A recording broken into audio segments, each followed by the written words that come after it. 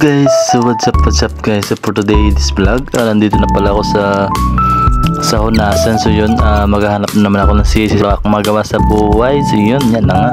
So kailangan ko lang magbalikwa ng bato para makita ko yung mga sihi. So yan na, nagawa ko na ngayon yung mga pamalikwa na tawag dito sa amin. Diyan na kasi sa ilalim ng bato yung mga sihi na yan, yung tinatawag namin kapinan. So yun,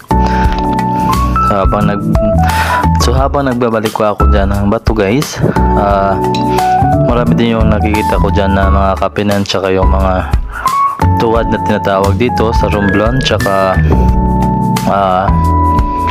buyatok yung may mata. So yun, so ito na pala yung buyatok na pinakita ko sa inyo guys. So yan, mayroon pa dito ang kapinan. So yan, ito pala yung kapinan tinatawag dito sa amin. So yan, sobrang liit lang nakuha ko. Tuloy-tuloy pa rin ako pagbalikwa ng bato para makarami tayo. Charot. So yan, ito na malikwa ko na marami naman talaga nakuha ko dito. So yan, mahirap to tanggalin. So gumamit ako ng kutsilyo. Ay hindi pala, boril lang tawag niyan sa amin. So yan, sinungkat ko na pala yung kanyang para maalis sa bato. So yan,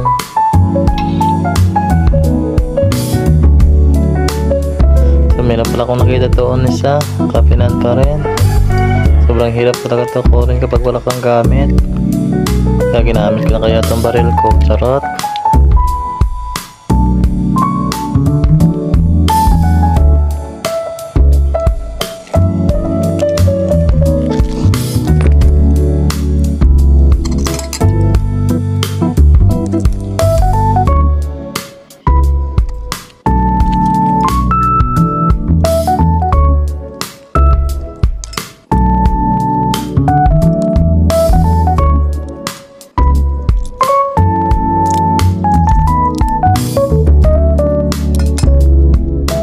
So yun na nga, so sobrang dami, nagabihan na nga ako dito. So tuloy pa rin ang paghahanap ko ng sihi. So habang naghahanap muna ako ng sihi, kwento ko lang yung buhay ko dito sa probinsya namin. So pag wala pala kaming ulam, so ito pala yung ginagawa namin para makakuha kami makalibre kami ng ulam sa araw-araw. So yan pala, kuminsan nagabunet pala kami dito sa tabing dagat. So sobrang malapit naman kami sa dagat dito.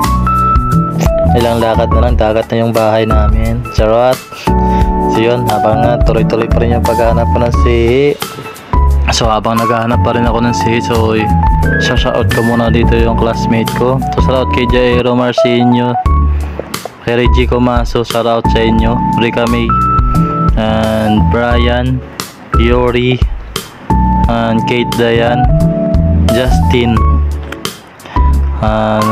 Di ko na kayo isa-isahin, sobrang dami nyo. So shout out sa inyo, so alam nyo na yon. And shout out din sa mga classmate ko ngayon. So sa Black 5, Best Bay Black 5, so shout out sa inyo guys. And yung classmate ko ng summer class, shout out din sa inyo. Yun, and so yan, tuloy-tuloy pa yung paghahanap ko ng sihi.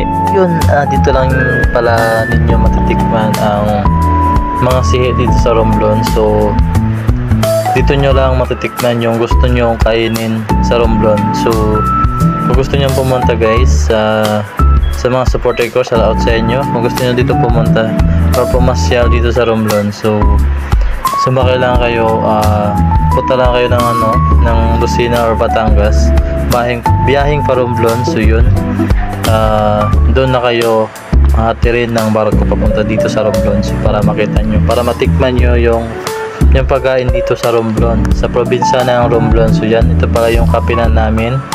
So yan, kung dyan sa syudad yan, may binibenta yan, sobrang mahal siguro yan. Dito yan kasi sa amin, sa ilalim ng bato yan, marami na yan, makukuha ka ng marami.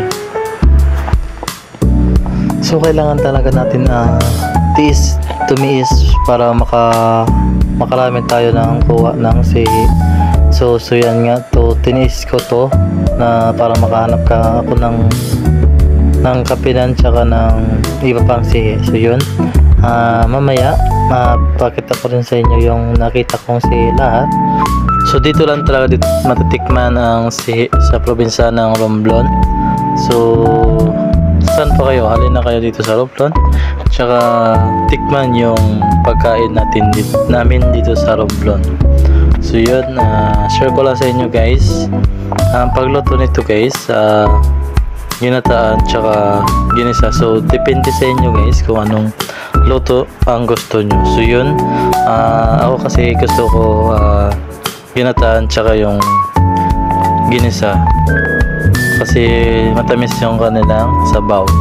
So yun nga, tuloy pa rin yung paghahanap ng sihi nakin dyan. So ngayon shout out dun sa mga supporter ko dyan, sa mga viewers ko, shout out sa inyo, thank you for viewing.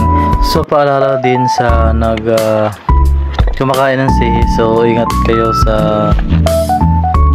sana pamilyar ka dun sa mga sihi na kinakain nyo. Sana alam nyo kung anong tawag dito, ganyan.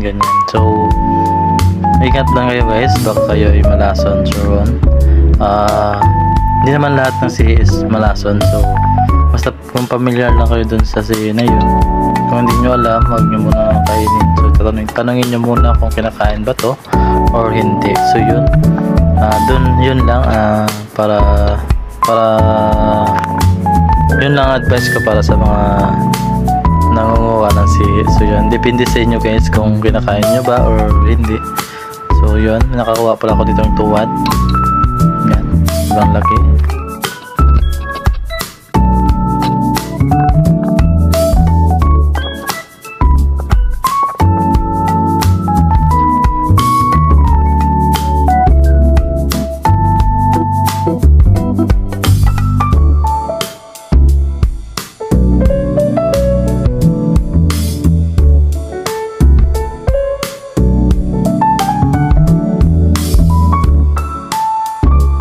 So yun na nga, babalik na ako dun sa bahay.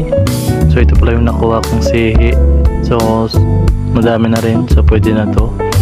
So meron tayong saang dyan, tuwad, liswi, halo-halo dyan yung nakuha kong sihi. So yan, ito pala yung bahay namin. So dito na pala ako sa bahay. So ganito pala kalawak yung unas dito sa amin.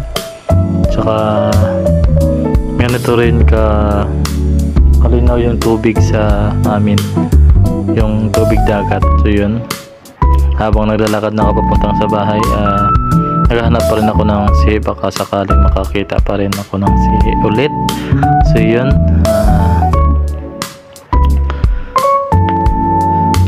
nga, may nakakita pala ako dito sa pagpunta ko pala sa kabila. May nakita ko dito yung crab. Hindi ko alam kung kinakain ba yun. So tinanong ko dun si tatay kung kinakain. So sabi niya kinakain daw. So yun, dinala ko muna dun sa bahay. So yun, ito pala yung bahay namin. Sobrang lapit lang talaga sa dagat.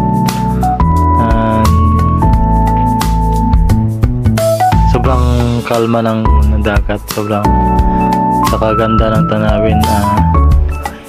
Ganda ng tanawin kasi yung araw tsaka yung mga ulap.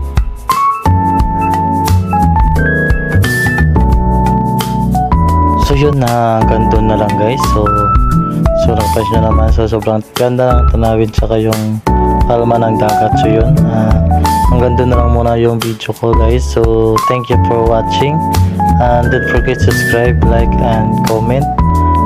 Kung bago pa na sa channel ko, subscribe, comment and like. So shoutout pa dun sa mga vlogger sa Romblon. So ito para yung nakuha kong sihi. So kay Yoyo Vlog, Kelvin, Friends Kelvin, and Kuya Rex Vlog. So yun, ang kay Tikson TV. So thank you for watching. Bye bye.